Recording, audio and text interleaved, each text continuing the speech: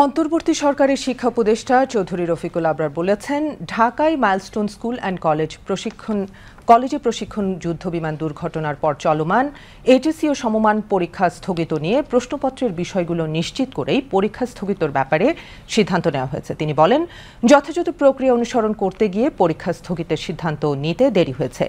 দুপুরে সচিবালয়ে সাংবাদিকদের সঙ্গে আলাপকালে এসব কথা বলেন উপদেষ্টা। শিক্ষার্থীদের দাবিগুলো যৌক্তিক মন্তব্য করে উপদেষ্টা বলেন, ক্ষতিগ্রস্ত পরিবারগুলোকে ক্ষতিপূরণ দেয়া সহ শিক্ষার্থীদের দাবি পূরণ করতে সরকার কাজ করছে। এদিকে সন্ধ্যায় উচ্চ মাধ্যমিকের স্থগিত পরীক্ষার নতুন সূচি প্রকাশ করেছে আন্তঃশিক্ষা বোর্ড পরীক্ষা নিয়ন্ত্রক কমিটি। কমিটির আহ্বায়ক প্রফেসর এস.এম. কামাল উদ্দিনের স্বাক্ষরিত বিজ্ঞপ্তিতে বলা হয়, কুমিল্লা শিক্ষা বোর্ডের গত 10 জুলাইয়ের উচ্চ মাধ্যমিক পরীক্ষা আগামী 12 আগস্ট নেওয়া হবে। ঢাকা শিক্ষা বোর্ডের অধীনে শুধুমাত্র গোপালগঞ্জ জেলার পরীক্ষার্থীদের 17 জুলাইয়ের পরীক্ষা অনুষ্ঠিত হবে 14 আগস্ট।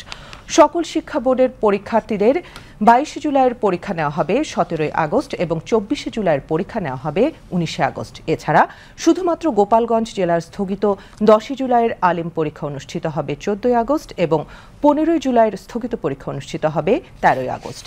এছাড়া 19 আগস্ট অনুষ্ঠিতব্য প্রকৌশল অঙ্কন ও ওয়ার্কশপ প্র্যাকটিস প্রথম পত্রের পরীক্ষার্থীদের নিজ নিজ কলেজে অনুষ্ঠিত হবে।